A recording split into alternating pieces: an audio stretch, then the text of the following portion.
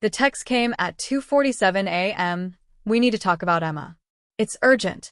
My sister Rachel never texted that late. She had 3 kids, a mortgage, and a sleep schedule she protected like it was made of gold. So when my phone lit up the darkness of my bedroom, my stomach dropped before I even read the words. I called her back immediately. No answer. I tried again, straight to voicemail. That's when I knew something was very, very wrong. Let me back up. My daughter Emma is 9 years old. She's smart, funny, and has this way of tilting her head when she's thinking that makes her look exactly like my late husband Marcus. He died 3 years ago in a car accident, and since then, it's just been the two of us figuring life out one day at a time.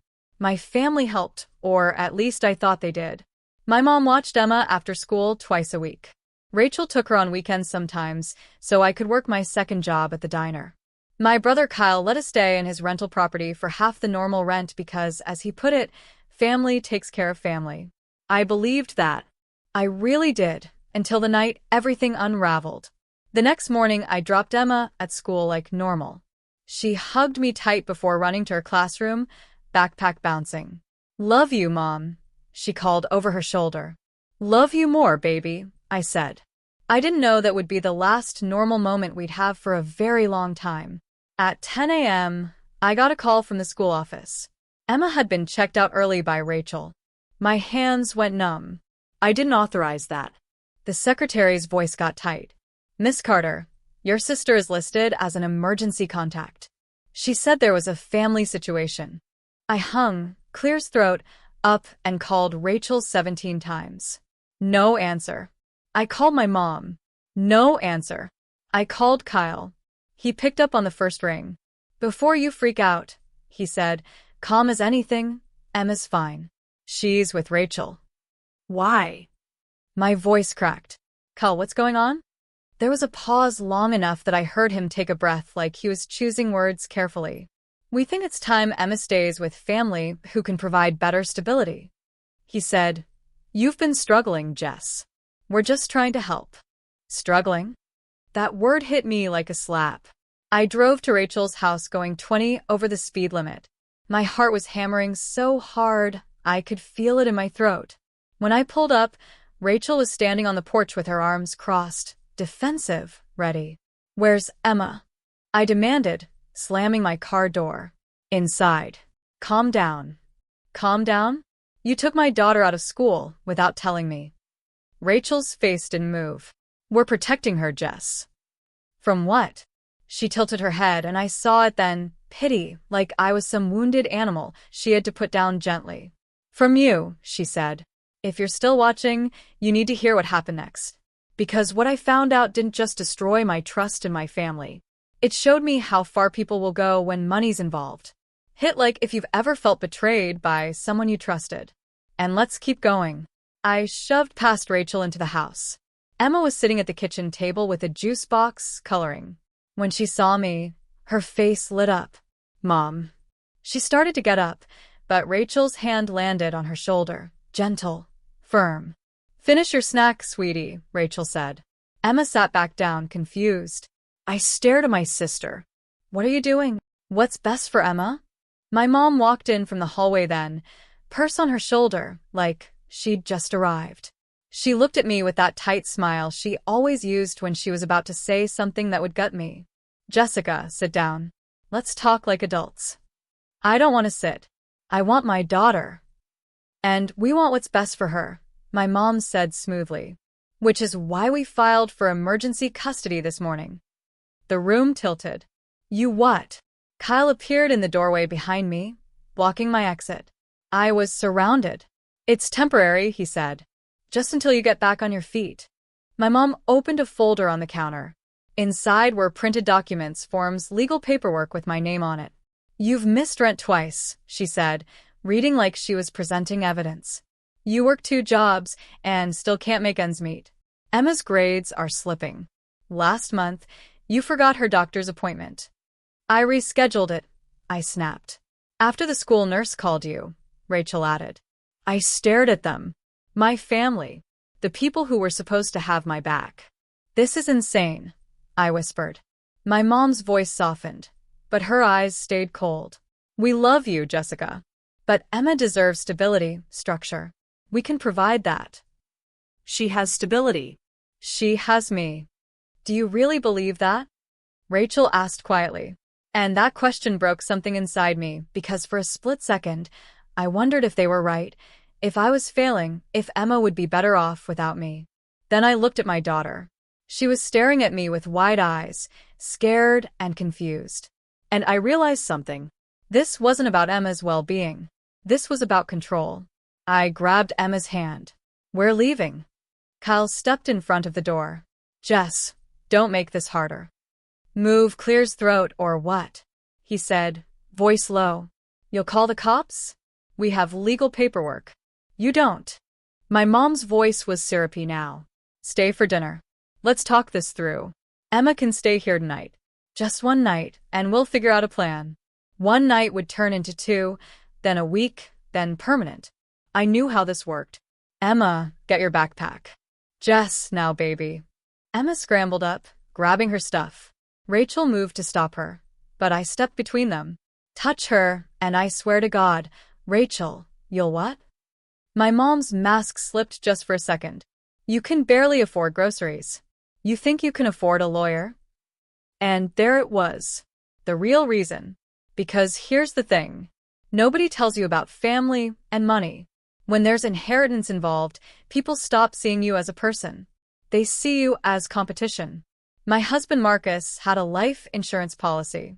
It wasn't huge, but it was enough. $200,000 split between me and Emma's trust fund, which she'd get when she turned 18. I'd been using my half to survive. Rent, bills, food, the basics. But Emma's half, that was untouchable. Locked in a trust with one condition. The legal guardian controls it until she's an adult. If they got custody of Emma, they controlled that money. And suddenly, everything made sense. The help with rent, the weekend babysitting, the emergency contact forms I'd signed without reading. They'd been setting this up for months. I didn't go home that night. I went to a lawyer. Her name was Patricia Delgado, and she had a reputation for handling family law cases that got ugly. I sat in her office at 6 p.m. with Emma coloring in the waiting room. And I told her everything. Patricia didn't blink. She just took notes. When I finished, she looked up. Do you have proof they're motivated by the trust fund? Just a feeling. Feelings don't hold up in court, she said. But actions do. Did anyone ever mention the money directly? I thought back. Kyle's comment about rent. My mom's questions about Emma's trust. Rachel asking if I'd thought about Emma's future. None of it was direct. All of it was calculated. They're smart, I said quietly. Patricia nodded. Then we'll be smarter. Over the next week, Patricia filed an emergency counter-motion. We requested a hearing, full custody review, and a forensic look at my finances to prove I wasn't struggling the way they claimed. Meanwhile, my family played the part of concerned relatives beautifully. Rachel posted on Facebook about helping family in crisis. My mom called mutual friends to share her worries about me. Kyle sent me a text that said, "We're here for you, Jess. Don't push us away."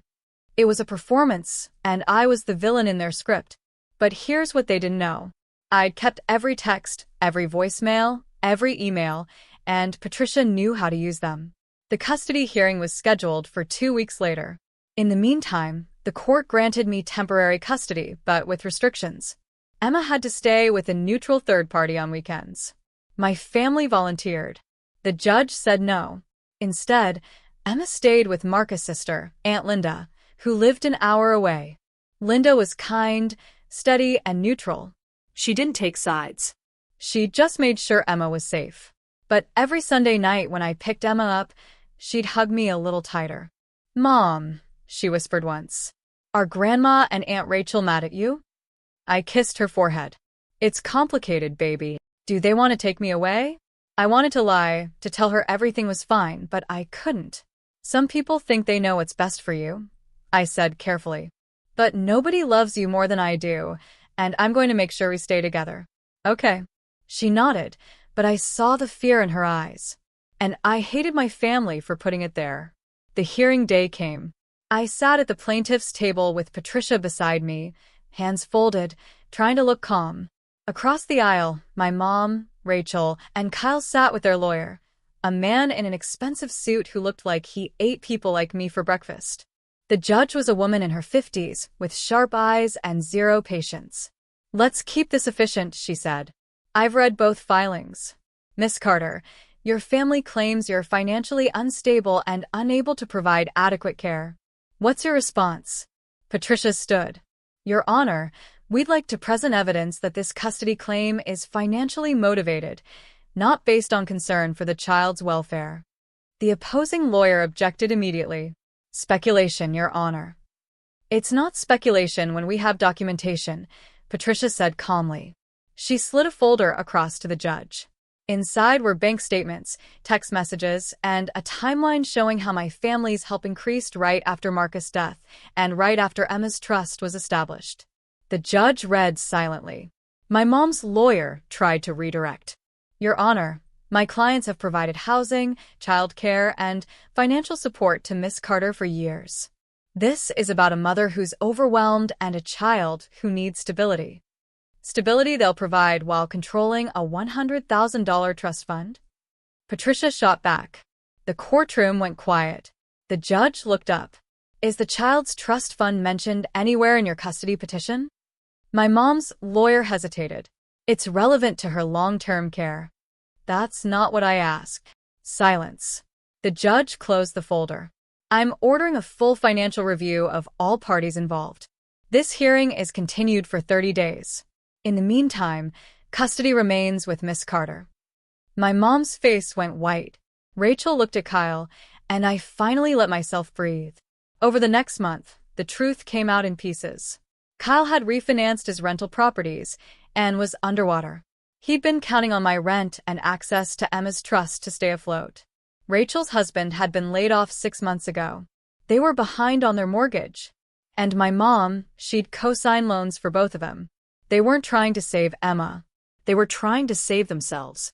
At the final hearing, the judge didn't mince words. "This court finds no evidence of neglect or instability in Ms. Carter's home. Full custody is granted to the mother. Visitation rights for extended family will be supervised and limited." My mom stood up. "Your Honor, we were only trying to help. By manipulating a grieving widow and attempting to access a minor's trust fund?" The judge's voice was ice. "Sit down, ma'am." She sat. "I won. But it didn't feel like winning. Emma and I moved 3 months later.